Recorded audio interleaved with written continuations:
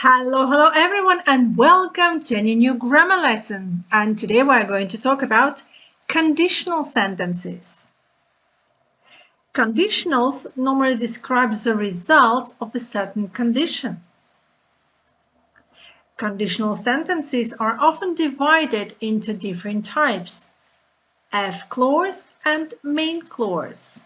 For example, if you study hard, you will pass your exam. The if clause tells us the condition, if you study hard, and the main clause tells the result, you will pass the exam. The order of the clauses doesn't change the meaning. For example, you will pass your exam if you study hard. There are 4 types of conditional sentences: zero or real condition, first conditional, second conditional, and third conditional. And today let's have a look at zero or real conditional. The zero conditional is normally used to make statements about the real world and often refers to the general rules, such as scientific facts, for example. In these sentences, the time is now or always, and the situation is real and possible. The structure of such sentences is if clause and the main clause are in present simple. Let's look at some examples. Example number 1. If I drink too much coffee, I can't sleep at night.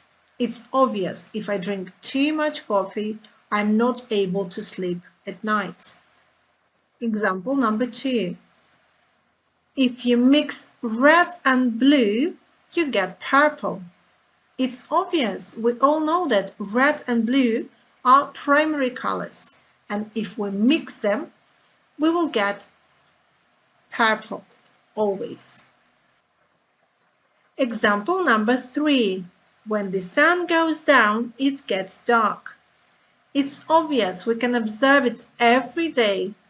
At the end of the day, the sun goes down and the night starts.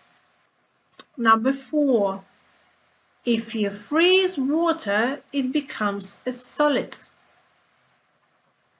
It's a scientific fact.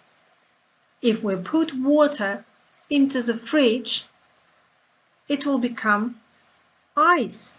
So if you freeze water, it becomes ice. Example number 5.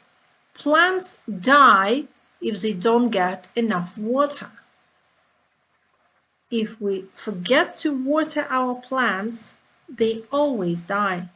We need to know as well that zero conditional is also often used to give instructions, using the imperative in the main clause. For example, ask Sarah if you are not sure what to do. So if you are not sure what to do, ask Sarah. Ask Sarah is imperative.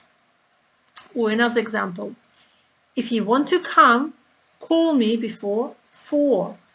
So if you wish to come, you need to call me. If you want to come, call me before 4.